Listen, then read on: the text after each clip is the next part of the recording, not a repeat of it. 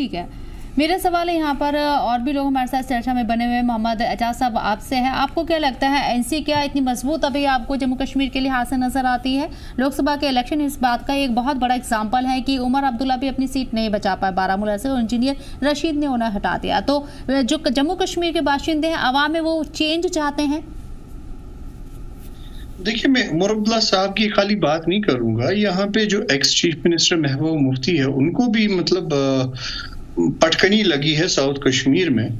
और that means the heads of the party, the president of the एक party का president और दूसरी पार्टी का वाइस प्रेसिडेंट को एक बहुत बड़े मार्जिन से डिफीट किया गया। What does it mean? That means कि वो तो कहीं गिनती में भी नहीं है।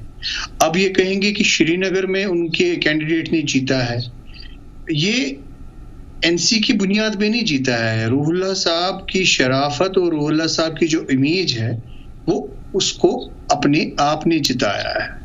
हाँ, he was associated with NC, there is no doubt in it, and he will be loyal to the party. That is why he will be sitting on the chair of parliament on behest of NC.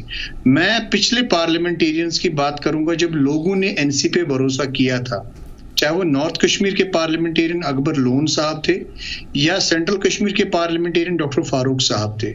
मैंने बहुत सारी चर्चाओं में ये आपसे discuss किया है।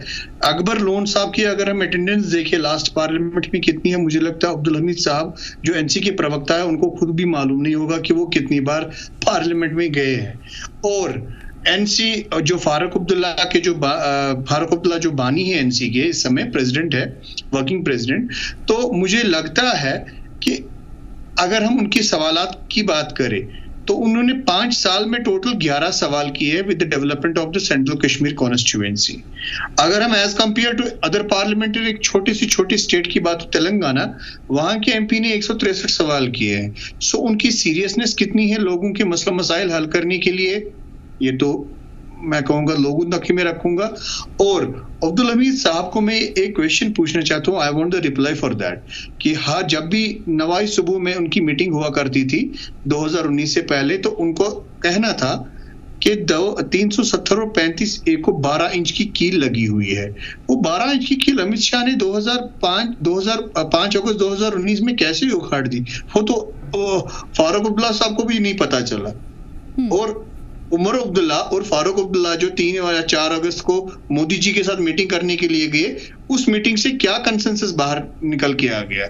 सो NC हो, पीडीपी हो, ये हमेशा लोगों के जज्बातों के साथ खेलने लगे हैं और उनको as a vote bank use किया है।